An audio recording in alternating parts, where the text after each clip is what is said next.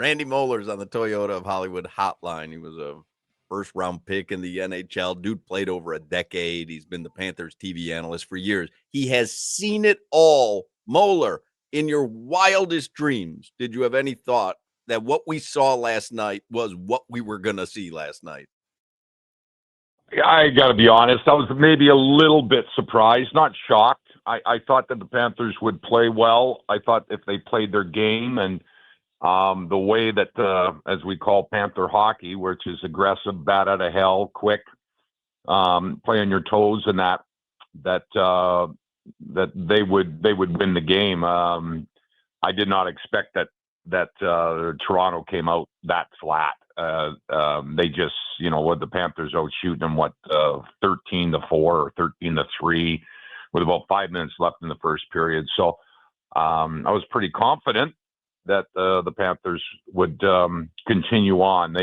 They've gotten in a groove now, and it just shows too the depth of this hockey club. And it's not just us, it's not just you and I and a few other people talking about it, about the depth, and that it's all around the league and the media and people that are covering, nationally and that, and you watch on TV how the Panthers, they can insert different players and there's no drop off at all. And they're the only team really that can do that.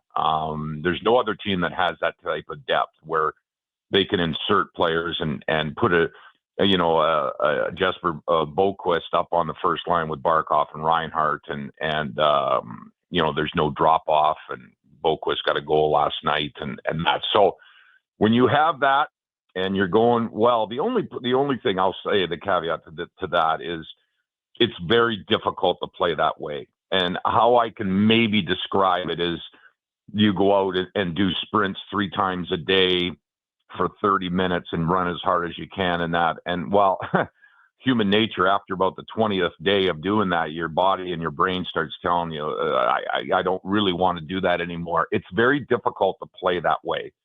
But the Panthers have been able to manage that and rise up. That's the reason they won the Stanley Cup last year. The reason they went to the finals the year before is when they play that fast, aggressive, attacking style, 5-man attacking style, a lot of teams just can't handle it, or they can maybe handle it for a while, and then it just starts to break down, and they start cheating and cutting corners and that. And I think you've seen the Panthers; they've just pounded the Toronto defense, the Maple Leaf defense now, where to the point where they don't even want to go back in their own end and get the puck. And then what happens is they start cheating a little bit and forcing their goaltender to play and handle a puck. And their goaltender right now is Joseph Wall, who has played well, and that, but he doesn't handle the puck very well, and that just plays into what the Panthers are trying to do. It's not glamorous, but it's exciting and it's successful. And hopefully the Panthers brought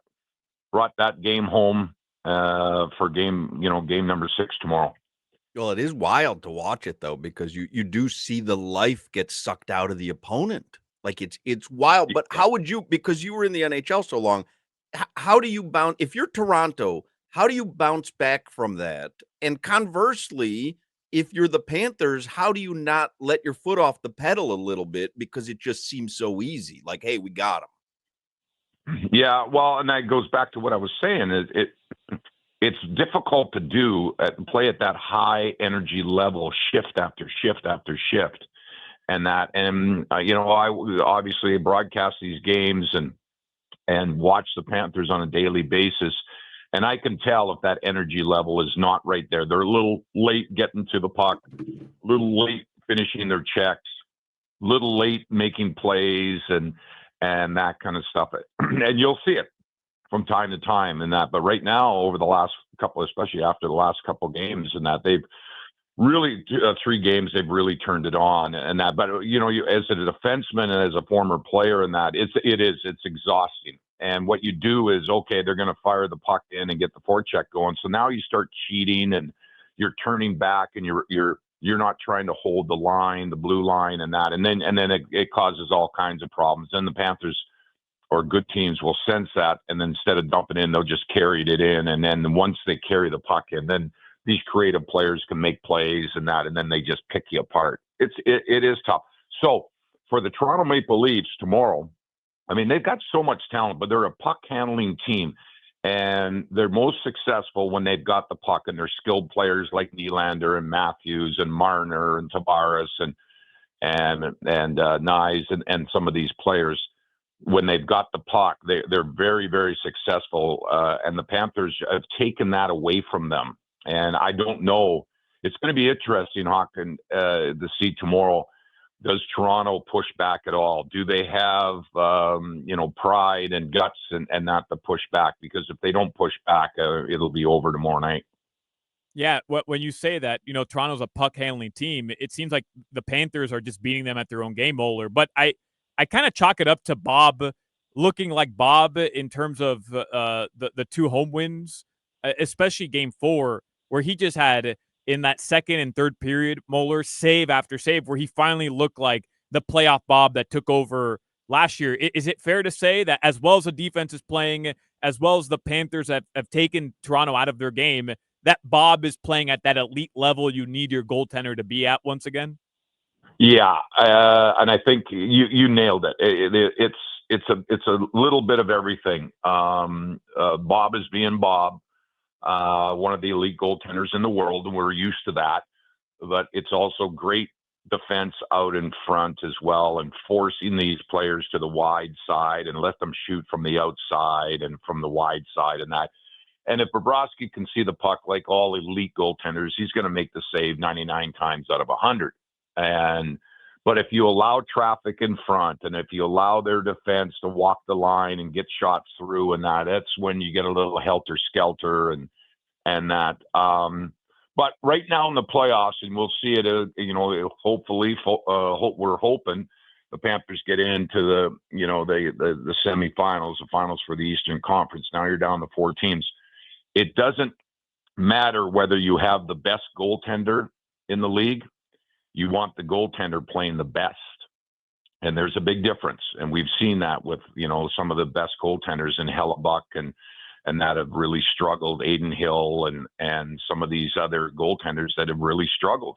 And they put up unbelievable numbers in the regular season, but they can't duplicate that for whatever reason in the playoffs, especially a long grinding out series after series after series. And Bobrovsky just doesn't seem to get fatigued. He's got so much experience. He's seen it all. He's seen the good, the bad, the great. He's seen it all, and I think he's very calm in his demeanor. He doesn't get rattled, even if the win or lose. I mean, you guys watch whatever his post-game press conference. You can't tell whether the team wins or loses. He says it's a process, and we got to work hard and work together and that kind of stuff. So, but you made him sound like he's doubt. from Wisconsin. Yeah. You made him sound like he was a Wisconsinite. It's a process. Yeah, I try to imitate him and that. Well, we work hard, and the guys played well, and that. He's an amazing human being. He's a machine out there, and I think a lot of it that doesn't it doesn't translate that much. He loves what he's doing. It looks like he's obviously very serious and in his demeanor and that, but he just has a blast out there. And you see him after every whistle, and he freezes the puck, and he's always tapping his defenseman and thanking them in front of him and that. You don't see that very often. He really enjoys his team and his teammates and enjoys the competition. It's interesting talking about goaltenders. I was certain we'd see Anthony Stolarz for Toronto tomorrow night, but I just saw that Craig Berube said earlier today that Stolarz probably won't even travel. Yeah, I saw that too. I was a little bit surprised because I believe, and obviously we're all do the same thing. We have to go off of what somebody else is posting, and that he was on the ice yesterday and he was on the ice again this morning. So, because if he was healthy, you'd switch to him, right? I think every NHL team would switch to him at that. I mean, why put Wall out there to do that again? But I wouldn't have switched after game 4. No, when Wall was unbelievable. He was unbelievable. I would never have switched him going into game 5 and that. So, Yeah, I don't know. I mean, we'll have to I wait guess till he's more injured tomorrow than and we that. thought, huh? Yeah, I have no idea. I really don't, and that, but like the Panthers, they just worry about themselves and preparing for tomorrow, and knowing that this is not over. It's not, the old saying, talk to me at 10:30 tomorrow night, because Toronto has the ability. They've done it before where they can rise up, and they're stars. And if the Panthers, they get into maybe a little bit of penalty trouble early, and Toronto gets a little bit success on their power play, and that things can turn very quickly. But I think the Panthers are well aware of that. And the other thing too, I think I kind of mentioned, is how even keel this team is. Remember, they went into Toronto to start this series and lost the first two games. The first game they were down 2-0, 35 seconds into the first period, but there was no panic. And Aaron Ekblad was asked after game two, when they were down going back to Florida, they're down 0-2, and he just said, no, I'm not concerned at all. We know how we got to play, and we're getting there, and we got to shore up a few things. And sure enough, they've rattled off 3 straight. So it's pretty remarkable, this team, and I think they're getting the respect around the league a little bit more as well, that they are built for the playoffs with the depth and the talent that they have.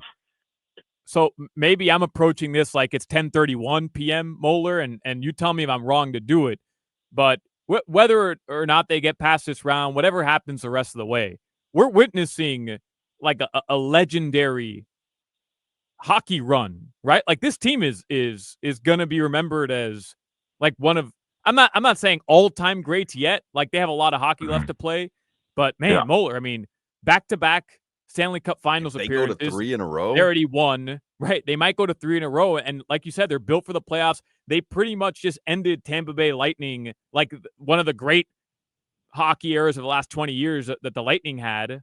Like, the Panthers ended that, and then, I mean, the Boston Bruins are in shambles because of what the Florida Panthers did to them in back-to-back years. Like, I mean, we're living through it right now, aren't we, Moller? Yeah, and the good news is their best players. I think Bobrovsky's going to play till he's 39, 40 years old if he wants to. I mean, he could play at a high level for another 4 or 5 years.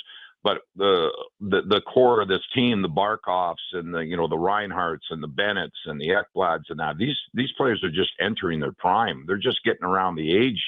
They're just below 30 or 30 years old. They're just at their prime. They've got another 5, 6 more years of productive hockey, and I think that's what's so exciting about this and encouraging, is they're not an old team that's just taking a stab at it for one last hurrah. Let's see if we can do it, and then it all has to be dismantled. They've been able to inject some youth, the Samoskevicius and the AJ Greers and the Gadjevich and the Boquist and some of these players, and now the Nico Mikolas, and that these players are just starting to reach their prime, and with the Lundell and Loisterainen and that.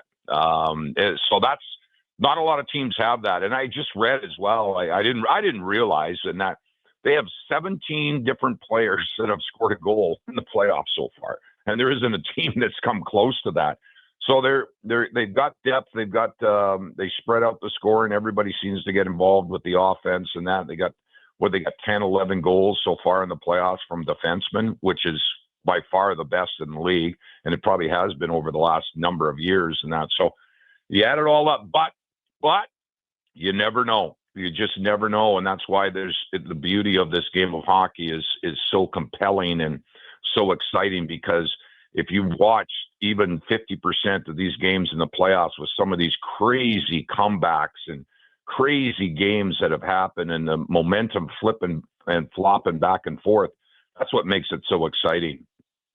Well, tomorrow in Sunrise, it's an 8:00 puck drop. That means 7:30 on Scripps. There will be a local pregame show. Correct, Moller?